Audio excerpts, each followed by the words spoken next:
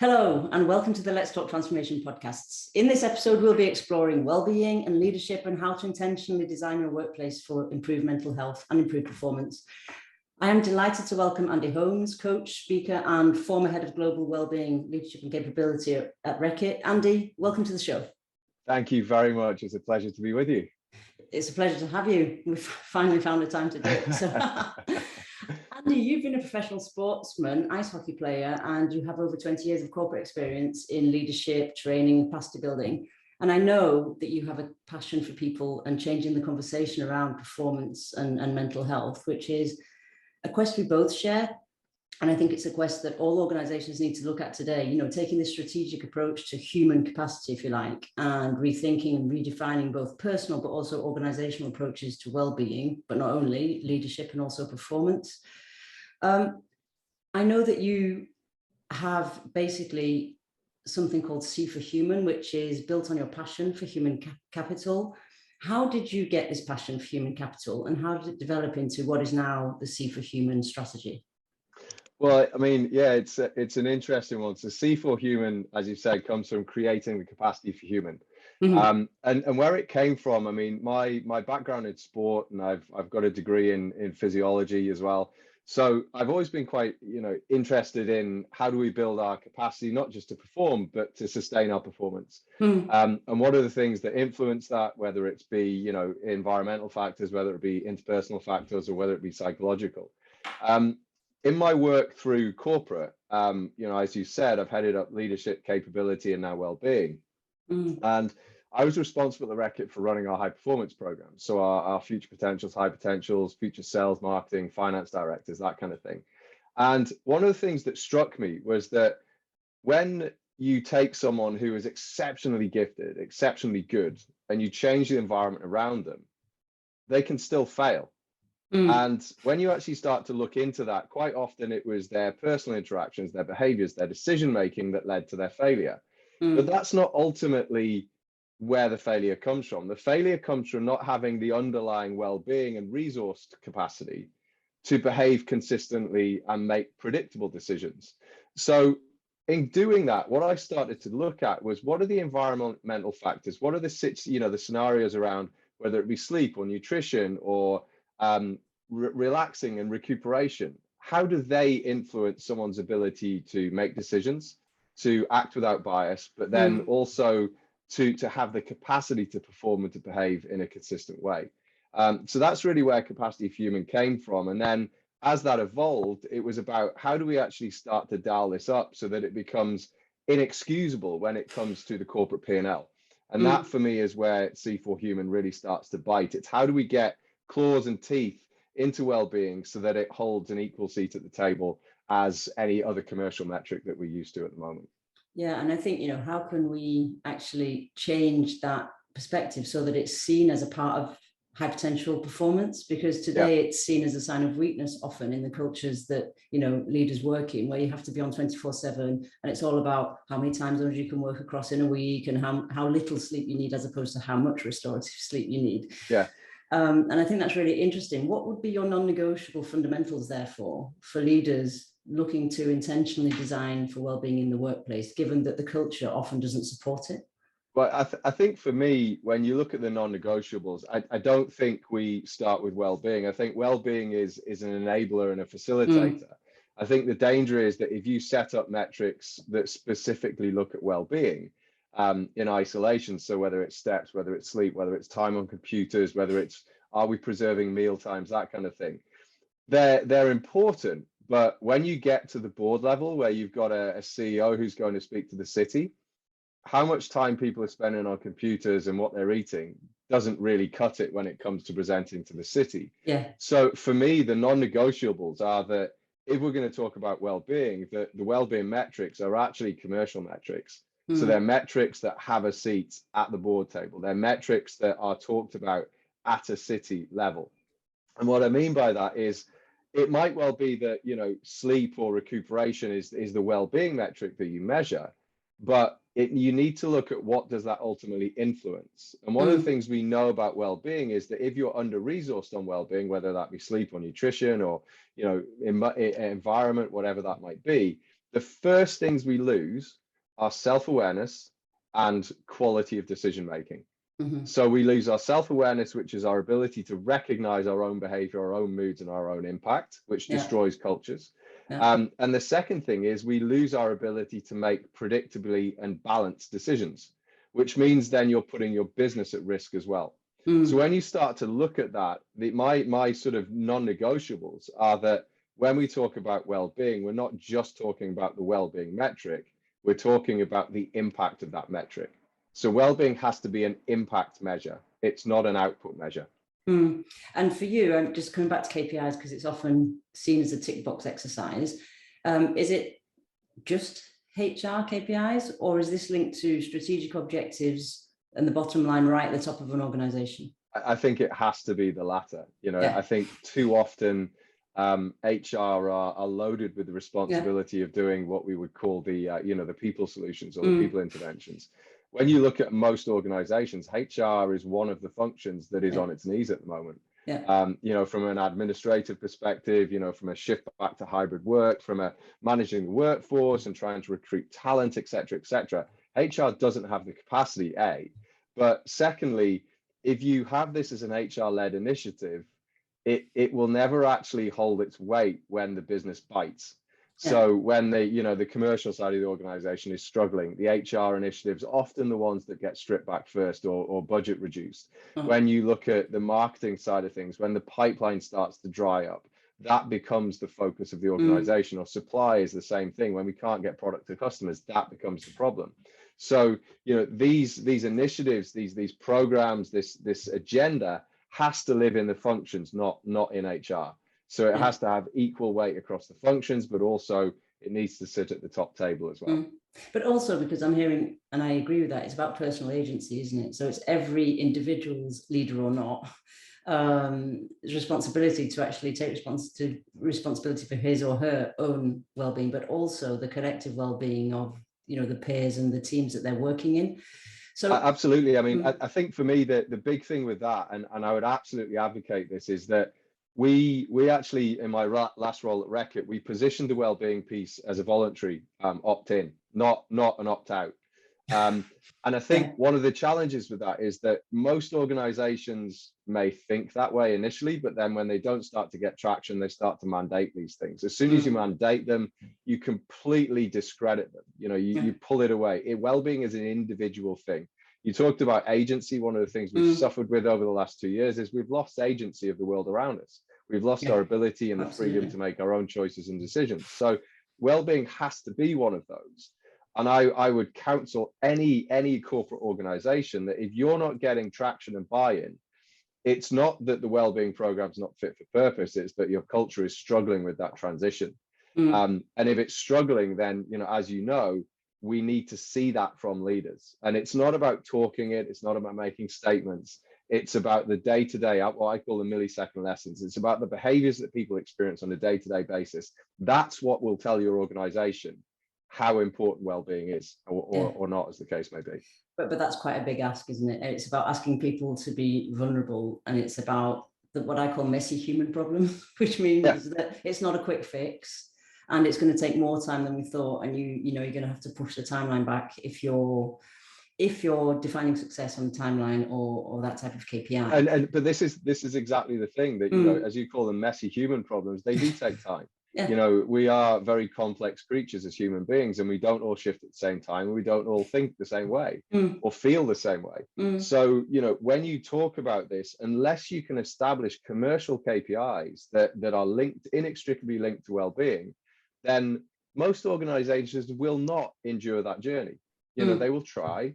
And, I've spoken at, probably, 10, 12 conferences over the last 6 months. And the consistent theme is the incredibly low penetration of wellbeing interventions. And the problem is that as soon as those wellbeing interventions have low penetration, organizations pull away from them because they're not seeing the ROI. As you and I have talked previously, ROI does take longer to come through. But I would be looking at it as this is a sustainability metric. It's not, an acute performance metric. It won't spike and, max your business within year. But what it will do is it will give your business a level of sustainability and stability for the years to come, which you can then build a solid foundation of performance on. Yeah, it's very like the topic of inclusion, which I put in the same basket in terms of the journey that the organization has to go on and the journey that individuals have to go on. And essentially for me, it's sustainable competitive advantage that they're putting into their organization. So clearly it won't happen in 3 months or 6 months. But if I look at the war for talent and what's going on, particularly in the digital world, you know, the more the world gets connected digitally, the more human we have to be. Absolutely. And I think the more the world is connected digitally and the more load that the digital functions take on, the more acutely visible and acutely important the quality of the human in that role is going to be. The interesting thing for me is that when you look at even things like D&I, you know, obviously my last role was in the wellbeing high performance space, but when you look at things like D&I,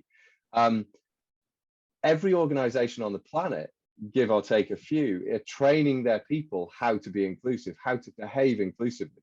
Now, one thing that I know from working with anthropologists and neurologists, etc., and well-being specialists is that our affinity for diversity is what drives our inclusive behavior.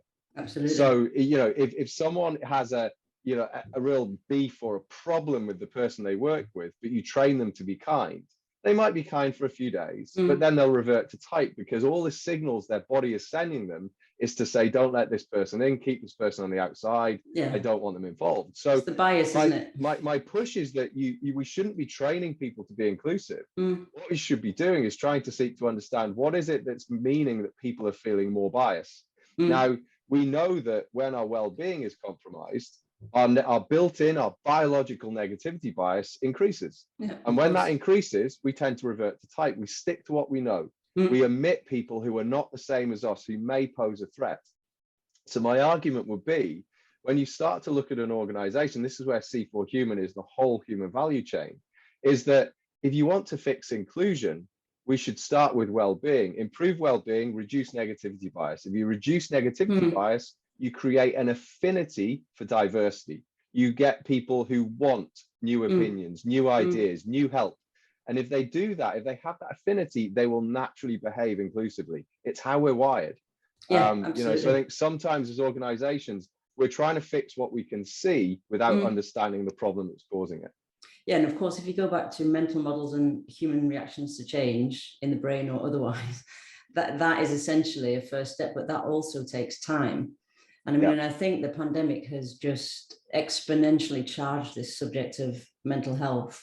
And in a way, the opportunity is that the conversation's been opened because it's been forced. But there are still people trying to move forward by ticking boxes. So what do you see as the biggest challenge there? Well, yeah, I mean, I've got a real sort of energy about this subject. I think for me, the biggest problem for me, whether it be mental health is probably the best example of it, is that if you look at the WHO mental health, you know, the spectrum, the curve, most organizations, most apps, most, you know, initiatives, most statements, most, you know, publicity is targeted at the, you know, the bottom 5 to 10%. The people who already have acute mental health problems, the people who are struggling, the people who are dealing with difficult times, the organizations trying to protect burnout. Now, none of that happens overnight. No. And as a result, 70% of your population, the bulk of the middle of that curve, will not resonate with those acute symptoms because they don't have them at this point in time. So for me, the biggest challenge we have is that we need to stretch the agenda from being about acute mental health problems to mental energy. We called it mental energy at Reckitt. So we talked about optimizing mental energy. Mental energy gives you perspective, helps you make balanced decisions, it helps you be in conscious control of your behavior, it gives you the energy to deal with the bumps in the road. It's not a negative narrative. And I think as long as we continue to sort of push, and I agree that we need to talk about the people who need acute help, but the majority of organizations do have employee assistance programs and those acute pathways in place. The challenge is that we're not picking up anybody before they get to that acute point, because we're not talking to anyone before they get to that acute point. So how can we start to change the narrative and the focus so that it's more relevant for 70% of the population, as opposed to being only relevant for 5 to 10% of the population. Mental health is a chronic thing. It doesn't happen overnight. It's a chronic slip, and it's, as such, it's very difficult to observe, to spot, to catch before you get to that acute point. So my focus is really about how do we start to deal with the average rather than just focusing on the acute. Yeah, it's prevention rather than cure, isn't it? But absolutely, which is more medium term than short term if I look at focus. Well, but I go a step further, because if you talk prevention rather than cure, what people think about is the moment just before you get to acute. How do we prevent acute? Okay. Whereas we think about how do we optimize mental health or optimize mental energy, it then stretches it all. Because, you know, my frustration is the people that organizations get to come and speak to them about mental health are either people who've had a burnout or Olympians. Yes. Now, how many Olympians and people with burnout do you have in a population as a percentage? You're probably talking about what, 3-4%? You know, the challenge is how do we normalize this, make it more about every day today, make it more about how does optimal or good or just to the right of average mental health, what does that do for your culture and your organization? I mean, for you, is it something that should be in sort of onboarding processes and first line leadership courses and things like that? I think it absolutely should be, but again, I would also caveat it around what's the narrative and how is it framed. You know, and until it can get to a point, you know, someone said to me at a conference towards the start of the year, how do we know when we've fixed well-being? And I said, well, we know when we fix well-being because well-being will no longer be a thing. Yes. So for me, when we talk about, you know, if you think about every single business meeting, I would much prefer that we're not doing, you know, check-ins, which let's be honest, people have had 2 years of it now, and a lot of people are like, okay, we're doing a check-in again. It doesn't really resonate and mean a lot anymore. But what we do is we weave the conversation into the day-to-day business conversation. So instead of it being a check-in and what are you struggling with and, you know, how can we help, it might be more around, okay, so we've got this piece of work we need to deliver as a team. How are people feeling about this? You know, where are people at? Have we got the energy for this right now? That for me is much more productive because you weave it into the day-to-day tapestry rather than making it a bolt-on, which will always sit as a second, you know, as a second player to the business, the hardcore business. Which in a way is simple to discuss here, but it's quite a shift, isn't it, in terms of skill sets. So, you know, and in the same way as inclusion and well-being, you can train people in empathy and active listening and I don't know, leader as coach and basic coaching skills, but to bring that into and operationalize it as part of an existing way of working. What are your thoughts around how you can do that? Because it's not a training subject for me. But no, I think for me, there are two things. One is intent and the other thing is integration.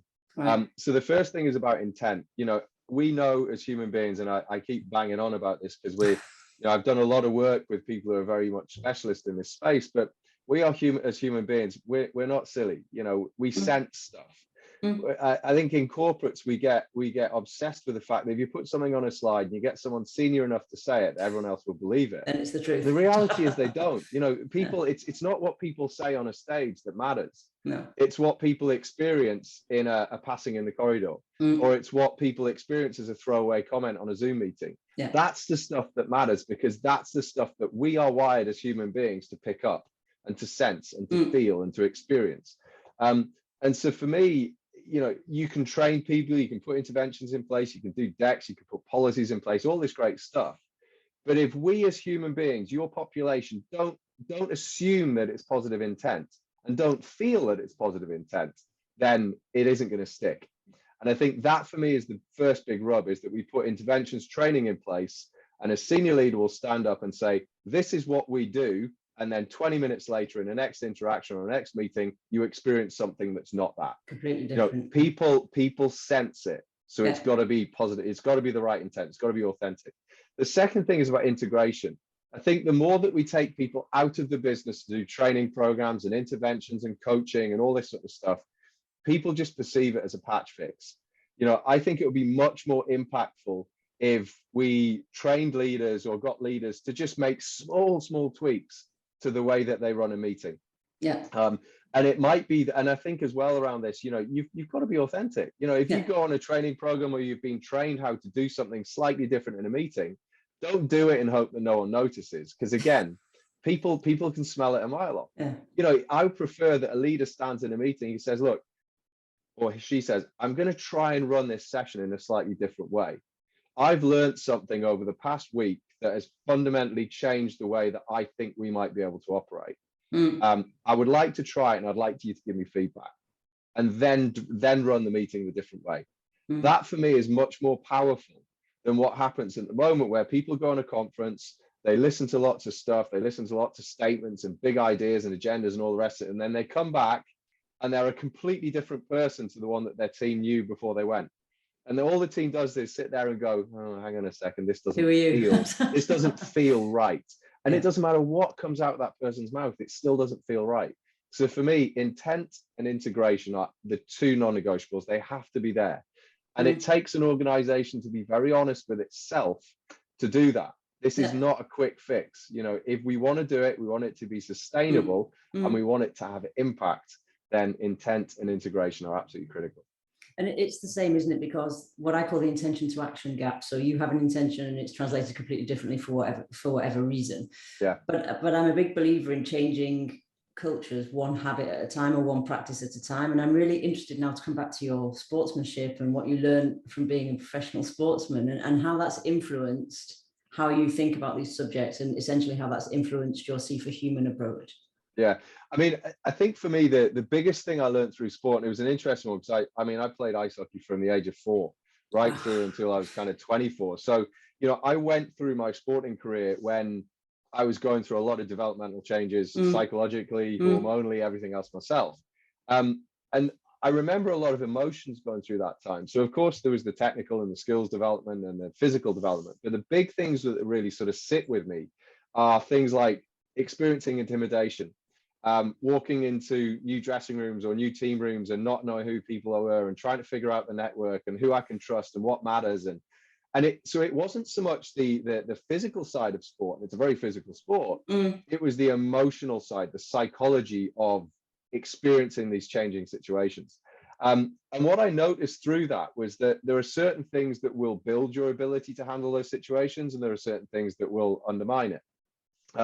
And for me, this is where the well-being space has to come in. So the C4 Human, the creating the capacity for human, is about how do we link well-being to mood, to behavior, to culture, to performance. And it's a one value chain, and everything's inextricably linked, and it's underpinned by science. So I know that if I haven't, let's say in an ice hockey example, I haven't trained as hard, so I don't feel as strong, my mood will be slightly negative.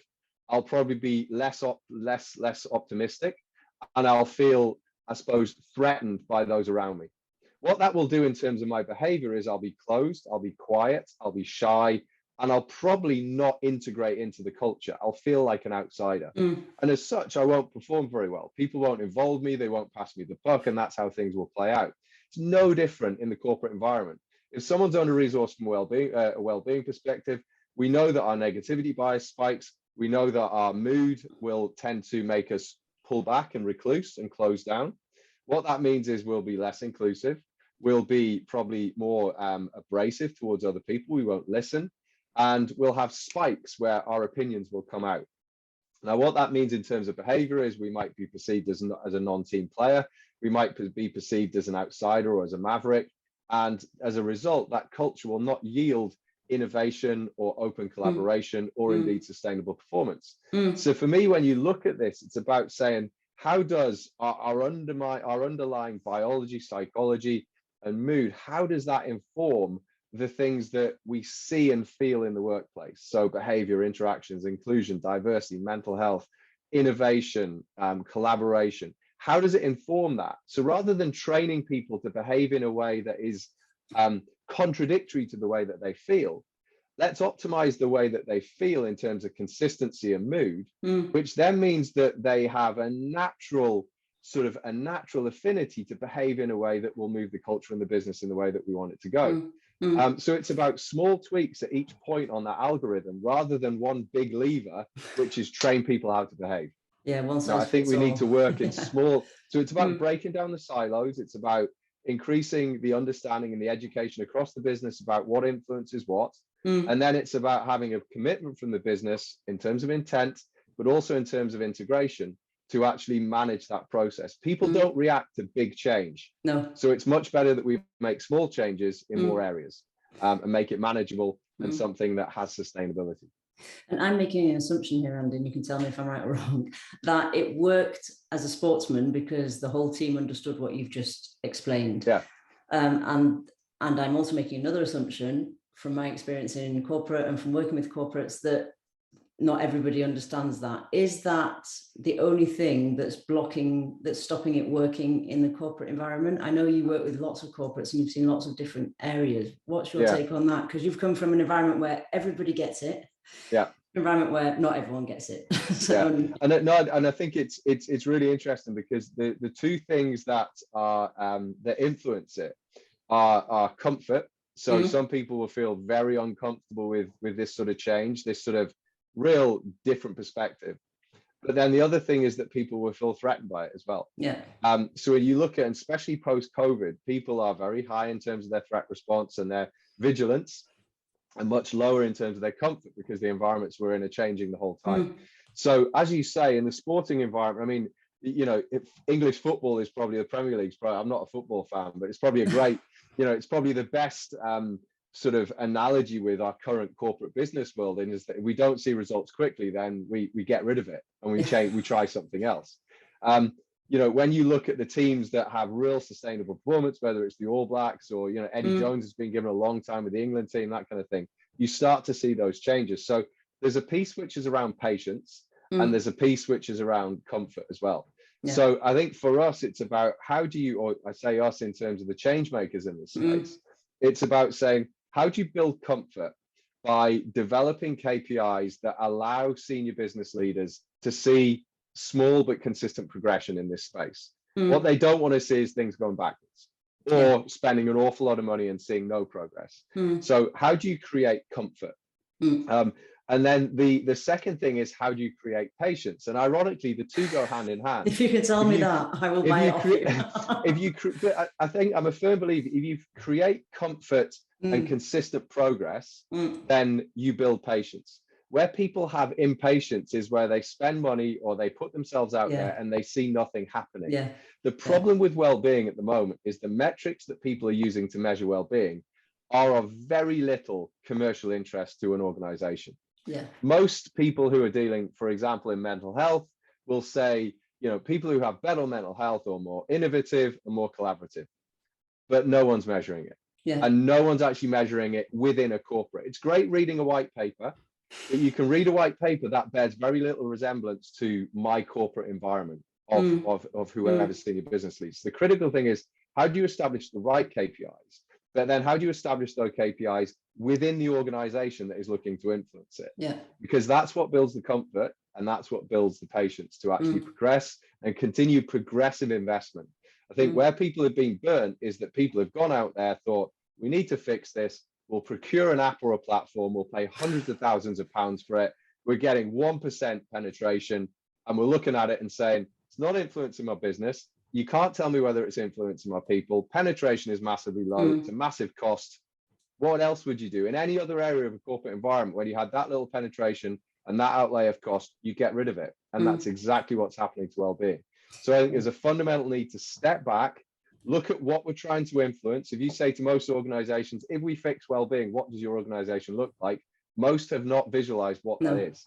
And as a result, you don't have metrics that matter. And as a result, you can't show progression, progress towards it. So I think there's a real need to step back and say, right, before we throw more money and more complexity and more confusion at people who can't take it on board anyway, let's get a really clear vision of what success looks like.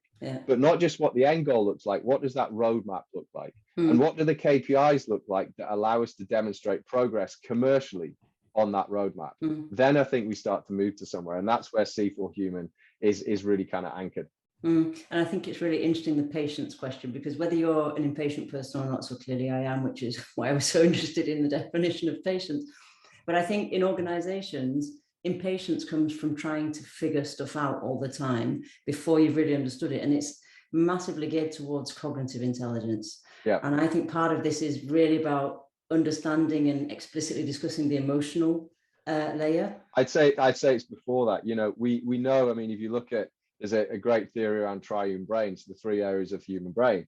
And, you know, I heard a great example the other day about, you know, if you have an antelope who's being chased by a lion, the antelope will, you know, run as fast as it can until the lion's gone, until the threat's gone.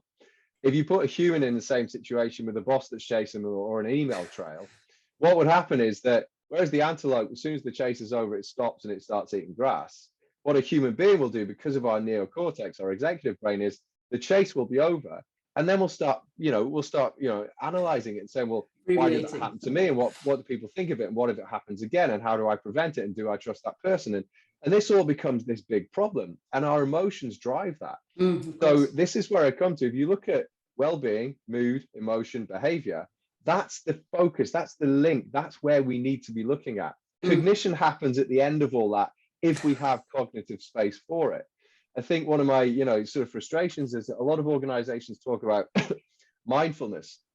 Mindfulness is great if you have the capacity for it. Absolutely. Yes, you can consciously create a bit of that, but our body and our brain's primary function is keeping us alive and keeping us safe, which is why our moods and emotions play such a huge role and take up so much of that capacity. So, you know, I think for me, you know, the mood and emotion piece, it's woolly, let's be honest, for a lot of organizations. But my holy grail would be that if you see, let's say, innovation suffering in an organization, we need to be able to track that back and say, well, what's driving that suppression of innovation? And it's going to be that people aren't being listened to, ideas aren't being built upon, people aren't collaborating. Okay, well, why is that happening? Well, that's not happening because people feel threatened. People aren't taking the time to understand. They've got too much workload, which means they're not able to absorb and explore new ideas. Well, why is that happening? Well, it's because people are feeling negative in terms of their mood. They're feeling threatened, and they're looking to protect themselves to improve their psychological safety. Why does that happen? Well, it's because their well-being is under-resourced. You know, so when you look at these things, it's very easy as a corporate to fix what you see. The problem is we're complex beings. What you see is not the problem. What you see is the symptom. You know, no different to if someone's got, you know, I don't know, is it taking paracetamol the whole time because they've got headaches? You can keep doing the paracetamol, but as soon as you stop the paracetamol, the headaches are going to come back. Absolutely. So how do we start to just track back and say, right, where is this coming from? Because if you invest at the source, then your return on that investment is going to be more sustainable, it's going to be more progressive, and it's going to be greater as well. We're back to patterns, aren't we? So human behavioral patterns or process patterns or system patterns of, and so I'm a cellist in an orchestra, and I'm a big believer. I used to play the cello. Oh, did you? Yeah. Only till I was about 12, because the ice hockey guys didn't think it was very cool for me. But it's a beautiful instrument. Beautiful instrument. So I don't know any ice hockey players, luckily, so I've carried on. Good on you. A beautiful instrument, you're right. But I think what strikes me most about playing in an orchestra is how intently you need to listen to what's being played, but even more so to what isn't being played. And I always make that analogy, because I think if you don't go there, you're never going to get any type of systemic change, which brings me back to comfort. Because I think, you know, I've worked in one or two massively high performing teams, and they were the most uncomfortable places to start with, because it's so challenging. And it isn't about your comfort zone. It's about constantly being taken out of your comfort zone. And I think people think that once you're in a high performing team, everyone really likes each other, no one ever challenges each other, you just perform well together. And I think, you know, part of the comfort thing is explicitly saying to people, this is about getting more comfortable with being uncomfortable, because I don't think you'll ever be 100% comfortable. And luckily not, because otherwise you wouldn't be innovating or changing perspective or anything like that. Yeah, I mean, when you look at it from a biological perspective, you know, the whole reason we experience emotions is to get us to move. That's why it's called emotion. We experience something that gets us to change something about our environment. Now, the big thing about comfort for me is, you know, resilience is a word that gets used a lot in corporate organizations. But for me, resilience speaks too much, or is interpreted too often as the ability to sustain more and more or increasing load. What I would look at in terms of the optimal piece in an organization is about saying, how do we build elasticity? So how can people flex and flex back? And that's what we should be. If you think about an elastic band, you know, if you, even the visual of holding it tense, you know that that's going to pop at some point, it's going to hurt. But if you do that, or, you know, whatever it might be, then it's a positive state. So, you know, for me, when we talk about discomfort or tension or whatever, it should be about elasticity. If you've got an organization or a high performing team, most of those high performing teams stretch and flex back, stretch and flex back. Yeah. They're not in a state of high strain the whole time. No, you're right. You know, so when you look at it, stretch zone is really important. That's the stretching of the band. Mm. Strain is when it's just about to break. And the challenge is that when we're stretched, our ability to recognize our load is not as good as it would be if we were better resourced. So it's very easy for people to go from stretch to strain. Strain is when things start to break down. Stretch is when things are, you know, you're in a flow state, things are optimized and you're performing very well. So in any high performing team, there need to be those triggers or the cues that people can consciously pull on to say, right, are we stretch or are we strain right now? Are we elastic? When did we last flex back? I did some great work with an adventurer called Nick Hollis, who's you know, done both poles and rode the oceans and all the rest of it. And small challenges. Well, yeah, but we were talking about the concept of endurance business. Yeah. And he said, well, when do you get strong? And I know obviously from my studies, you get strong at supercompensation when you recover and you build over, you overlay. It's the same with our memory, our learning, our emotions. When we relax and when we process, we overlay and we build on. Now, as a team, elasticity is critical. That's the supercompensation piece. So when we look at, you know, whether it's well-being, mental health will always be good if you've got the elasticity. The problem is with mental health is if you stretch and you strain into a state that you can't come back from, that's when people start to struggle with their mental health. Yeah, and that's what's happening. So when we look at this as an organization, your ideal state is how elastic are we as an organization? How quickly and how consistently can we flex and flex back? That for me is really what we should be aiming for. And I can just imagine asking that question. Do you get sort of blank faces, or can people answer that question already if you ask them? I think people, what people tend to do is they justify why they're in strain. Right. Okay. So you'll have organizations that say, well, we're going through a big transformation at the moment, so we just need to deliver this and then. And this is, you know, so when you think of that, that's your executive brain, which does your language, narrating what your emotional brain is feeling. But what it does is it justifies it. So you'll have senior leaders who will say, well, we're just doing this and then we'll rest. What their brain is saying is they're saying, well, if we tell people that we're pushing way beyond our capacity, they're not going to buy into it. They're not going to come with us. So what we do is we dumb it down by saying, we're just doing this for this period of time. And then we all know that we're in strain mode and something's going to start to break. So for me, when we start to work with senior leaders, it's about saying, how can we get them to be consciously aware of the narrative they're putting out there and the incongruence with the experience that they're creating? So if you have a senior business leader who says, I was listening to one speak and they said, I'd like to thank everyone who's put their energy and time into making this event happen. They've been working weekends and, eat late nights. And I was sitting there thinking, no, this is, that last bit didn't need to be said. It shouldn't have been said. Those are the small things that make our threat response spike, where we think, okay, so if I don't do that, I'm going to be an outlier. I'm not going to be held up as a high performer. So it's how do we enable these business leaders to be acutely aware of the narrative they're putting out there.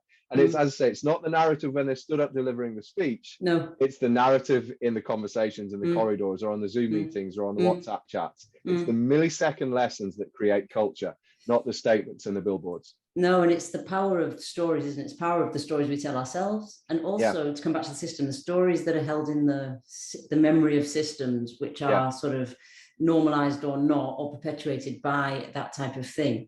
I think it's really interesting, and time is running, but I do have one more question. What does that mean for you then post-COVID, when we're on 24/7, we have a capacity to be straining more than we did before because we don't have the commute, or we're only going to the office 2 days a week? Or what's your recommendations around that as leaders? I think for me, the reality is, probably doing myself out of a job here, but the reality is I do that regularly. I would say 80% of the people in the corporate world at the moment, they know how much they should be sleeping. They know what's good for sleep. They know what they should be eating. They know they should be exercising. They know looking at blue screens late at night is not good for you, etc., etc., etc. None of that is new. No. So most of the well-being apps that are telling us what we should do are not really servicing anything, because people know that. The problem is that people aren't able to make it happen. Change is very difficult. And part of that is that a lot of people are trying to change things that are incongruent with the way they feel, and also are incongruent with the way their organizations are trying to operate. So for me, well-being is not about how do we put well-being interventions in place. It's how do we get to a point where well-being challenges the operating model of an organization. So if I was to look at an organization and work with a board or an executive team, this isn't about saying you've got to give people more time off. It's not about saying, we've got to preserve lunch breaks or whatever.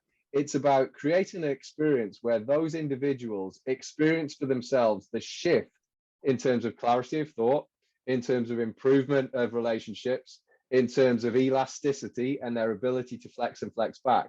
And this does happen. There are senior leaders at Reckitt, not everyone, but some, who will not take decisions on people or business after 2 p.m. because they've communicated to their teams, I do not have the cognitive capacity to make proper decisions at that point. That's really powerful because that says to the team, my leader is actually switching off.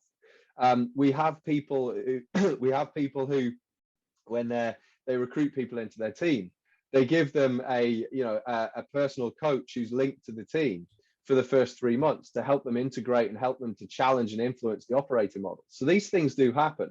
But for me, you don't start with well-being at an individual level. The well-being has to start on an organizational level. And the reality is, unless you can create the shift and the positive engagement at a senior level, I don't think there's, it's a wasted resource. Yes, make things available, but you cannot tell people that the organization is investing in well-being when they experience that it's not. Yeah. It does more harm than good, and you burn a hell of a lot of money and a hell of a lot of time and a hell of a lot of expectation. And it undermines the message that we're trying to get out there. So for me, I would much prefer that people focused on how do we get the tone at the top to change? How do we start to shift that? But how do we appreciate that those senior leaders are probably in a place of discomfort and underperformance and under resilience and under elasticity themselves? I think too often we work with the assumption that the people at the top are nailing it. Yeah. And I think more than ever, they are not. We have people at the top of organizations who are used to pulling big levers, which result in bags of gold, shares, and bonuses. That is not happening right now. And those people are in a very uncomfortable position. And until we can meet them where they are and help them to shift, then we're not going to move the needle. So I think we need to appreciate it's not that the people at the top of organizations are bad. It's often that they're struggling just as much as the rest of us. And we need to take them on that journey first. And just for our listeners who are sit there thinking, okay, light bulb moment, so therefore what can I do? What would your final call to action be, Andy, for those people who are actually thinking, right, I need to do something, but I'm not quite sure what? So, I mean, it depends whether it's an individual or an organizational question. I think at an organizational level, I would say, have you got a vision of what picture of success looks like for your organization when well-being is in place? So what does that look like? What does the operating model look like in terms of business cadence? If not, then I would challenge you're not ready to do it, and that needs to be your first plan of action. At an individual level, what I would say is none of this happens you doing it yourself. The first thing we can do is to tell people around us and recruit our support team to help us make that shift. Don't pull one lever. Look at the different areas. So look at, nutrition, sleep, rest, recovery, work, relationships, whatever matters to you, and look at what are the small tweaks I can make in each one and how can I combine those. A great example for me was I was struggling with my morning routine. I was feeling resentful of the fact, I had to sort of deal with the kids and get ready for work, and I didn't get sleep and all the rest of it. So I combined it. I got up in the morning, I go and I do yoga with my 4-year-old. So we do yoga together. He'd copy me. He'd think it was funny. I'd get some stretch in, and then we'd have breakfast and we'd talk. And that meant that I'd had physical exercise, I'd stretched things out, and had an intimate personal conversation before the day started. I also gave my wife a bit of time off, and she had a bit of downtime. So it was winning in lots of areas before the day even started. So it's little things like that, small tweaks in a few areas, and how do you combine it to make it sustainable? But recruit your team, and bring your team around you, and help them to help you. Okay, intentionally craft your team. That's what I'm taking for that, whether it's your inner team or your external team. Yeah. Okay, Andy, thank you so much for coming and sharing your experience and your insights and your thoughts. Where can people find out more about you and what you do? I guess LinkedIn is the best place for now. I have just signed up with a new organization, which not a new organization, but a new contract for me, which I'm incredibly excited about, and we'll be announcing in September. But for now, catch me on LinkedIn. So just, look up Andy Holmes, ping me a message. I'm doing the C4 Human piece for now, and that will go forward with me into the new organization. So really excited about building it out. But, I've got 3 months of freedom and free time and free thought. So if people want to get in touch, please do so. Rejuvenation time, rest time. Indeed, indeed. Okay. And on that note, I will leave our listeners with that then. So watch out for C4 Human. Indeed. Excellent. Thank you very much indeed. Thank you, Andy. We hope you enjoyed this episode of Let's Talk Transformation and the insights it brought you. And it's bye from me for now, and see you soon for the next episode of Let's Talk Transformation.